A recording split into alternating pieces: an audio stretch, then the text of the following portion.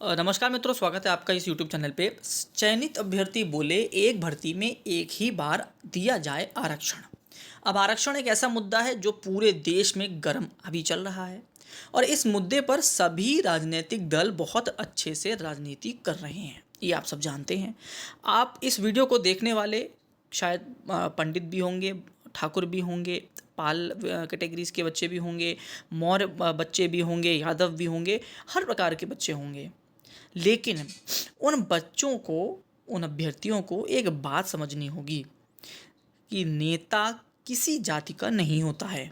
वो नेता सिर्फ अपने फ़ायदे का नेता होता है। आप किसी भी नेता को उठा लीजिए, किसी एक की ना तो अच्छाई है ना बुराई है। सभी नेता एक ही खांचे में फिक्स हैं। कोई 19 है तो कोई 20 है। हर व्यक्ति, अब आप एक चीज़ देखिए, कोई भी किसी भी जाति का नेता हो, वो किसी भी पार्टी में है, ऐसा नहीं है कि एक पार्टी में एक ही प्रकार के सब लोग भरे हों। जैसा लोग कहते हैं कि बीजेपी में वो जनरल कैटेगरी के लोग हैं, तो ऐसा नहीं है। वहाँ पे भी आप मुस्लिम्स को देखेंगे, वहाँ पर भी आप यादव लोगों को देखेंगे, वहाँ पे भी मौर्य लोग को देखेंगे। आप सपा की बात कर लें तो कहा जाता है कि यादवों की पार्टी है, तो वहाँ पर भी आप कुछ ठाकुरों को देखेंगे, वहाँ भी आप मुस्लिम्स को देखेंगे, वहाँ भी आप यादव को देखेंगे, वहाँ भी आप पंडितों को देखेंगे। आप मायावती जी की पार्टी की बात कर लीजिए तो वहाँ पर भी आपको पंडित मिलेंगे, वहाँ पर भी आपको ठाकुर मिलेंगे। किसी भी पार्टी की आप बात कर लीजिए, हर पार्टी में हर प्रकार के लोग हैं। उनको किसी जाति से मतलब नहीं है, उनको अपने फ़ायदे से मतलब है। जब उनको जिस जाति में फ़ायदा दिखने लग जाता है, वो उसी जाति को आगे बढ़ा के ले आते हैं।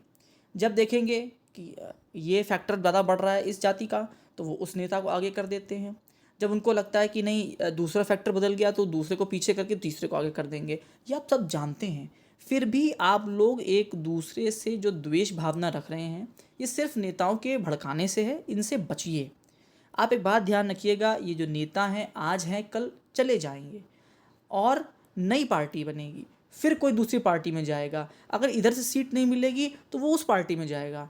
आप अपना दिमाग, अपनी बुद्धि, अपने जीवन के जो आपके मित्र हैं उनसे क्यों उलझ रहे हैं सिर्फ जातिवाद के चक्कर में? बिल्कुल गलत है। अब पूरी खबर पढ़ते हैं, फिर भी बात करेंगे। जैसा कि देखिए यहाँ पे लिखा हुआ है कि भीख नहीं ये हक है हमारा, चयनित को ना होने दे बेसहारा। उसके बाद एक है, हमें भी होता है दर्द, सामान्य भी है एक वर्ग। तो ये इस प्रकार के नारा के संग बच्चे पहुंचे थे। खबर क्या है, तो निदेशालय पहुंचे 69,000 शिक्षक भर्ती में चयनित अभ्यर्थी या शिक्षकों ने अपना दर्द बयां किया। कहा आखिर एक ही भर्ती में कितनी बार आरक्षण दिया जाएगा, सरकार इस पर अपनी स्थिति स्पष्ट करे। हम लोग नियम अनुसार चयनित होकर 4 साल से नौकरी कर रहे हैं, अगर हमें बाहर किया जाएगा तो हम कहाँ जाएंगे। चयनित अभ्यर्थी रॉबिन सिंह ने कहा कि भर्ती में चयन का पहला आधार टीटी था।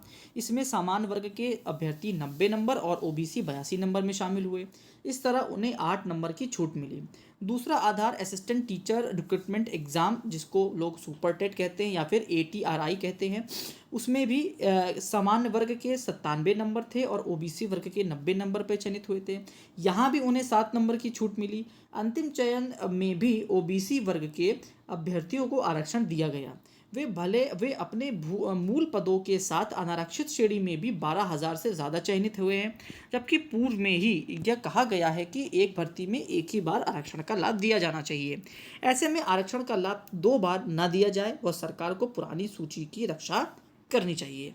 तो मैं एक वीडियो इस पर और बना चुका हूँ, अगर आप चाहें तो वो भी सुन सकते हैं, इसी बिल्कुल मैटर पर है। एक चीज़ और पढ़ लेते हैं कि सुप्रीम कोर्ट पहुंचे हैं आरक्षित अभ्यर्थी, तो इलाहाबाद हाई कोर्ट के नए सिरे से सूची बनाने के आदेश के बाद सामान्य वर्ग के अभ्यर्थी सुप्रीम कोर्ट जाने की तैयारी में हैं। इस बीच बृहस्पतिवार को आरक्षित वर्ग के अभ्यर्थी ने सुप्रीम कोर्ट में कैविट दाखिल की है। उनके वकील ने मांग की है कि इस मामले में किसी भी विधिक कार्रवाई से पहले आरक्षित वर्ग के अभ्यर्थियों को की पक्ष भी सुना जाए। अब जैसा कि आपको पता है कि आरक्षण एक ऐसा मुद्दा है जो वाकई में गर्म है। अभी एक दिन पहले ही आप जानते हैं, सुप्रीम कोर्ट के एक आदेश के बाद पूरे देश में भारत बंद जैसी स्थिति थी।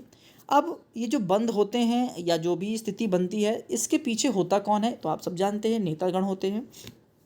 अगर आपके पास अपना विवेक है तो आप नेताओं की बात को छोड़कर अपने बात को समझा करिए। आपके पास बुद्धि है, आप सब बुद्धिजीवी हैं, अगर आप ग्रेजुएट हो चुके हैं तो आपको किसी और के वक्तव्य की ज़रूरत नहीं है।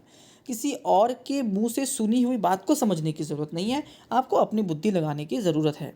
जैसा कि यहाँ पर मुद्दा है, वहाँ पर कहा जा रहा है कि डबल आरक्षण मिल रहा है, एक बार टेट में भी मिल रहा है, सुपर टेट में भी मिल रहा है, और फिर बच्चे अगर कहते हैं कि उनको जो मेरिट लिस्ट बनती है उसमें भी आरक्षण दिया जाए, इस बात को लेकर बच्चे सुप्रीम कोर्ट में गए हुए हैं। अब सुप्रीम कोर्ट में देखने वाली बात यह होगी, क्या सरकार इस चीज़ को बचाव में लाती है, या सरकार थर्ड फ्रंट बन के शांत खड़ी रहती है, या फिर सरकार इसका विरोध करती है। क्योंकि बच्चे तो सुप्रीम कोर्ट जाएंगे। अगर ये मैटर सरकार अपने स्तर से नहीं सुलझा रही है, कोई थर्ड नियम लेके नहीं आ रही है कि जो 6800 बच्चे अंदर बाहर दोनों की रक्षा कर सके, तो ये मान के चलिए 99 नहीं है, 1001% मुद्दा सुप्रीम कोर्ट में जाएगा, और सुप्रीम कोर्ट ये डिसाइड करेगा कि क्या वाकई भर्ती में आरक्षण कितनी बार दिया जा रहा है। अब बात करते हैं यहाँ पर आरक्षण की, तो हम बहुत छोटे लोग हैं इस मुद्दों पर बात करने के लिए, लेकिन आरक्षण की व्यवस्था जो है उसमें बदलाव के लिए कई बार बातें उठती रही हैं, लेकिन हर वर्ग के बच्चों या हर वर्ग के जो लोग हैं वो इसमें बदलाव नहीं चाहते हैं। कुछ वर्ग चाहते हैं कि इसमें बदलाव हो, कुछ वर्ग नहीं चाहते इसमें बदलाव हो। लेकिन सोचने वाली बात है, देखिए आरक्षण का मतलब ये है कि जो व्यक्ति पिछड़ गया है, जो वर्ग पिछड़ गया है, या जो जाति पिछड़ गई है, उसको भी सभी के संग आगे बढ़ाना। क्योंकि हमारे देश में पहले कुरीतियाँ थीं, जिसकी वजह से जो एक समानता थी देश में वो नहीं चल रही थी, जो कि गलत था। उस पर संविधान बनाया गया, लोगों को बराबर करने के लिए नियम बनाए गए, आरक्षण की स्थिति बनाई गई, और जो आरक्षण के या फिर संविधान के जो मुख्य कह सकते हैं मेन लेखाकार रहे हैं डॉक्टर B.R. अम्बेडकर जी, उनका भी कहना था कि आरक्षण का समय समय पर उसमें इंक्रीज़ या डिक्रीज़ या फिर उसमें बदलाव समय के हिसाब से होते रहने चाहिए। तो शायद सभी वर्गों को आगे आना चाहिए, सभी पार्टियों को आगे आना चाहिए कि इतने साल आरक्षण के बाद क्या कोई ऐसे वर्ग बचे हैं जो बहुत पिछड़े हैं, जो आज भी सामने नहीं आ पाए हैं, तो उनको भी आगे लाने की ज़रूरत है। तो हालांकि ये मुद्दा इतना बड़ा है कि इस पे हमारा ज्ञान तो बिल्कुल ज़ीरो है, 1% भी ज्ञान नहीं है, क्योंकि जिसने पूरा संविधान पढ़ा होगा वो इस बारे में सिर्फ जानता होगा। लेकिन जितना सुनने में आता है, आप टीवी न्यूज़ में देखते हैं या फिर आप जो स्वयं बुद्धि लगाते हैं, तो हर प्रकार के लोगों को आरक्षण का लाभ जरूर मिलना चाहिए। जो वर्ग वाकई में पिछड़े हुए हैं उनको आज भी आरक्षण की ज़रूरत है। आप देखेंगे, आप गांव में जाएंगे, आज भी आपको ऐसे ऐसे लोग देखने के लिए मिलेंगे जिनके घर में खाने को भी नहीं है।